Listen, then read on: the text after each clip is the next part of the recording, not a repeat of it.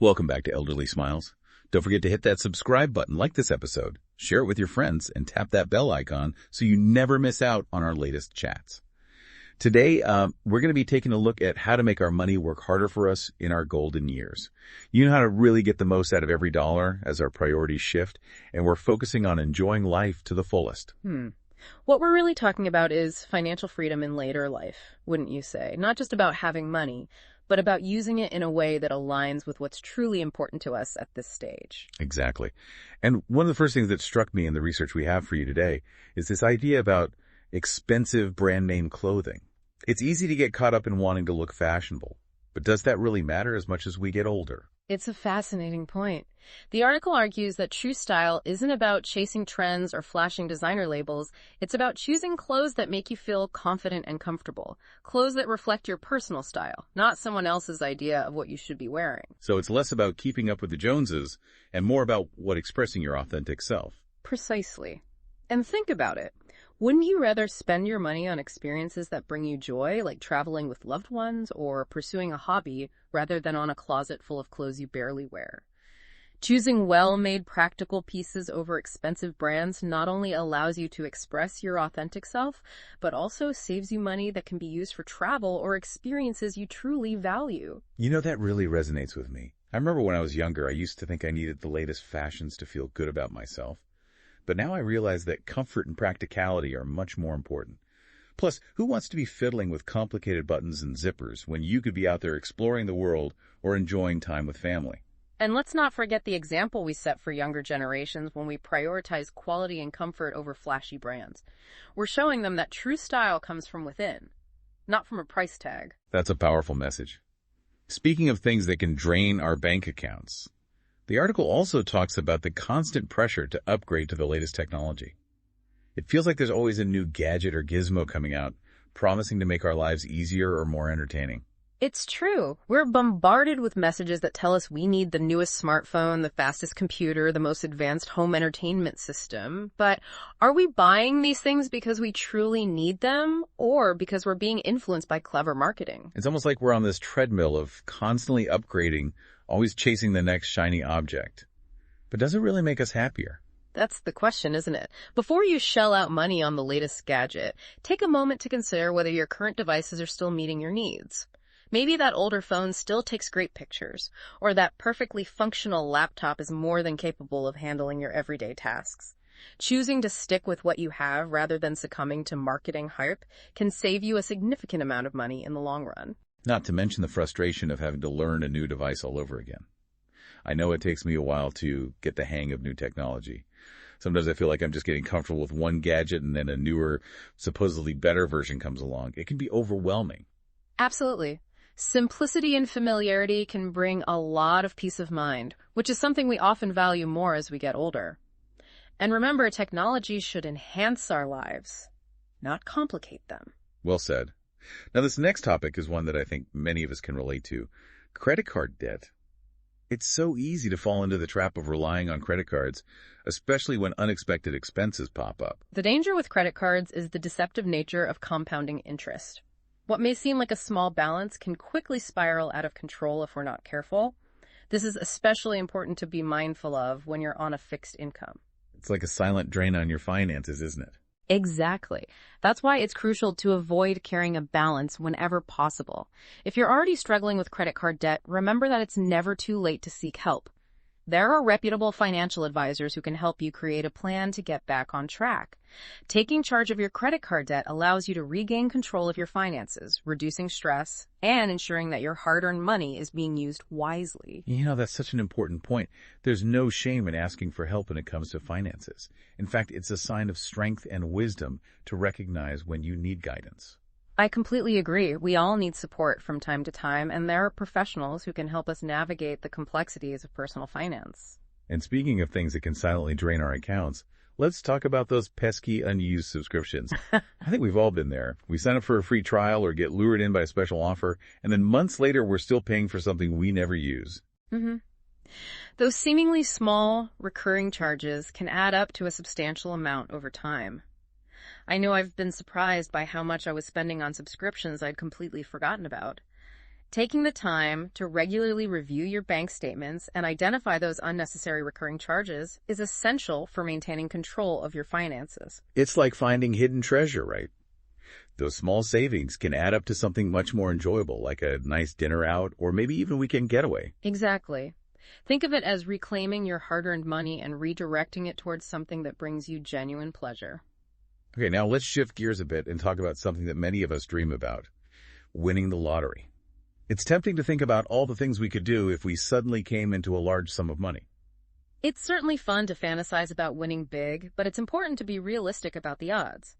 The chances of hitting the jackpot are incredibly slim, and playing the lottery regularly can actually have a negative impact on your finances. But isn't buying the occasional lottery ticket just a bit of harmless fun? Is there a point where it becomes problematic? It's all about balance, isn't it? If buying a ticket here and there brings you a bit of joy and doesn't put a strain on your budget, then it's probably not a big deal. However, if you find yourself spending more than you can comfortably afford, or if you're neglecting other financial goals in the hopes of winning big, then it might be time to reconsider your approach. So it's really about being mindful of how much we're spending and ensuring that it aligns with our overall financial goals. Instead of chasing a dream that's unlikely to materialize, we could be focusing on more attainable and rewarding ways to use our money, like investing in experiences or saving for something special. Absolutely. Remember, true wealth isn't about hitting the jackpot. It's about creating a life filled with purpose, meaningful relationships, and a sense of financial security. You really got me thinking about the difference between spending money and investing it in things that truly matter. And speaking of spending, this next topic is one that's become increasingly popular in recent years, especially with the convenience of all those delivery apps. Food. I have to admit, I do love the ease of having a meal delivered right to my door, but I'm starting to wonder if I'm missing out on something by not cooking at home more often. I think a lot of people can relate to that. While food delivery services offer undeniable convenience, they can also become a significant expense over time. And as the article points out, there's so much more to food than just satisfying our hunger. You know, it's interesting you mentioned that because this next topic ties in perfectly with what we've been discussing about conscious spending and really savoring experiences. Let's talk about those tempting food delivery apps. While they're undeniably convenient, especially after a long day, the article makes us think twice about whether they truly align with our financial goals and the values we've been exploring. Oh, I can definitely relate to that. There are times when the thought of cooking after a busy day feels like climbing a mountain. But I'm starting to wonder if those delivery fees and tips are adding up to more than just a little convenience. That's a great point. What's fascinating here is that the article encourages us to think about the hidden costs of food delivery. And I'm not just talking about the financial ones. Think about the joy of creating something delicious with your own hands, the sensory experience of chopping vegetables and smelling those amazing aromas. There's a real connection to food that gets lost when we outsource it to an app. You're making me think of my grandmother. She used to spend hours in the kitchen, and her meals were always so full of flavor and love. It wasn't just about eating. It was an act of creation and connection. That's a beautiful way to put it. And it reminds us that cooking can be a form of self-care, a way to nourish ourselves on multiple levels. The article even suggests that for some people, cooking can be a therapeutic and mindful experience. And let's not forget the financial savings. You're not paying for delivery fees, tips, or marked up menu prices. Plus, you have complete control over the ingredients so you can ensure you're eating healthy, wholesome meals. It makes a lot of sense. But what about those of us who maybe aren't confident in our cooking skills, or those days when we're simply too tired to cook? The article does mention some interesting alternatives, Ray. Yes, and they really resonate with this idea of smart spending while still enjoying delicious food. The article talks about community meal programs as a wonderful option, especially for seniors. They offer delicious and affordable meals, and it's a chance to socialize and connect with others in your community. That sounds fantastic. I love the idea of combining a delicious meal with social interaction. It's a win-win. Exactly. And don't forget about the power of batch cooking. Spending a few hours on a Sunday afternoon preparing a big pot of soup or stew can provide you with several meals throughout the week. You can portion them out and freeze them for ultimate convenience. Those are some great ideas. It's all about finding what works best for your individual needs and preferences. Now, are you ready for a topic that might make you chuckle? Let's talk about unused exercise equipment. We've all seen it. That treadmill that's become a glorified clothes rack. Oh, I've definitely been there. I once bought one of those fancy elliptical machines thinking I would become an exercise fanatic. Well, let's just say it didn't quite work out that way. It ended up being the most expensive coat rack I ever owned. That's hilarious. But it does highlight a really important point.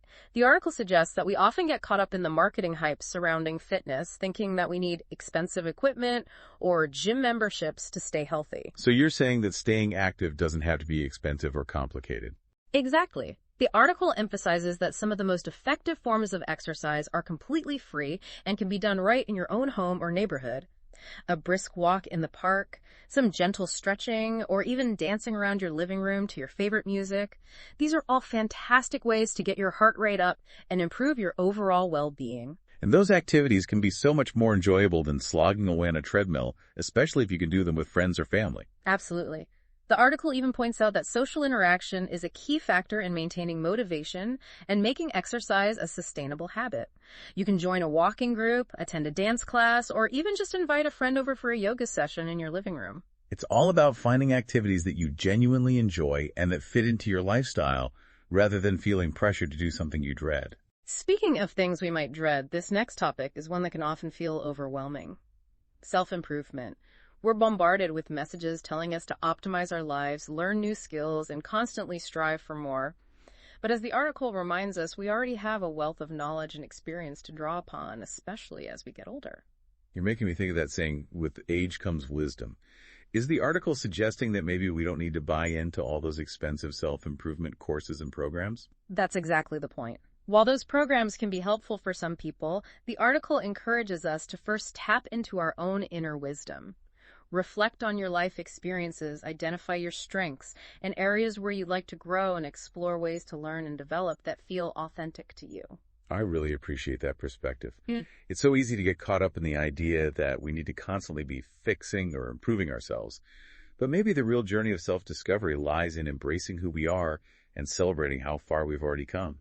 And remember, there are so many ways to pursue self-improvement without spending a fortune. Your local library is a treasure trove of knowledge, offering books, audiobooks, and even free courses on a wide range of topics. You can also join book clubs, discussion groups, or even mentorship programs where you can share your knowledge and experience with others. Those are wonderful suggestions. I love the idea of using our accumulated wisdom and experience to help others while also continuing to learn and grow ourselves. It's a beautiful cycle. And speaking of beautiful things, let's talk about something that many of us dream of, buying a brand new car. There's something undeniably alluring about that new car smell, isn't there? Oh, I can definitely relate to that. But as we get older and our financial priorities shift, it's important to weigh the pros and cons carefully. The article raises some interesting points about whether buying a brand new car is always the best financial decision, especially for seniors. Exactly. The article really challenges us to think about the financial implications of buying a new car, particularly the rapid depreciation that occurs in those first few years. For many people, especially those on a fixed income, that depreciation can be a significant hit to their savings. So what are the alternatives? The article does mention some options, right? Yes. It highlights the fact that modern used cars offer incredible reliability and features at a fraction of the cost. You can often find a gently used vehicle that's only a few years old and save yourself a substantial amount of money.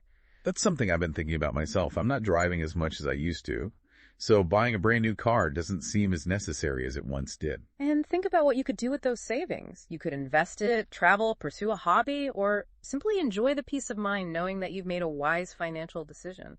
You're right.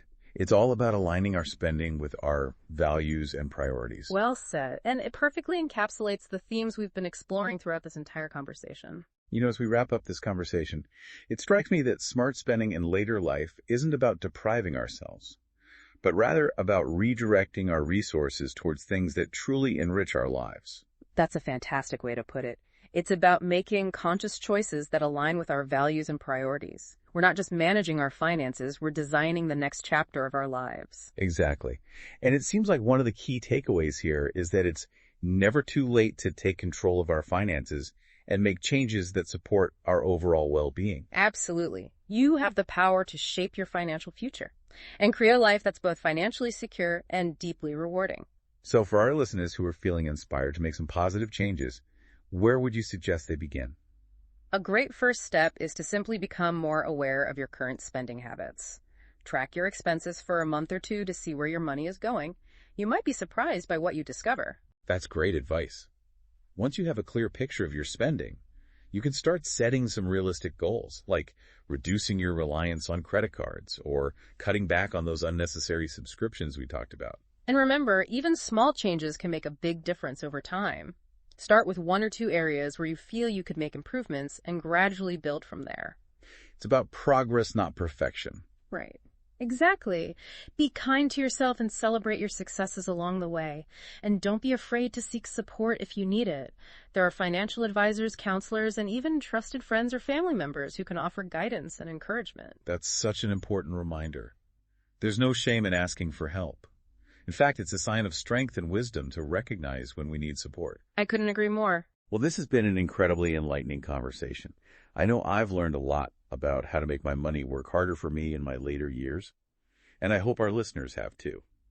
Before we say goodbye, I want to remind everyone to subscribe to Elderly Smiles and hit that bell icon so you never miss an episode.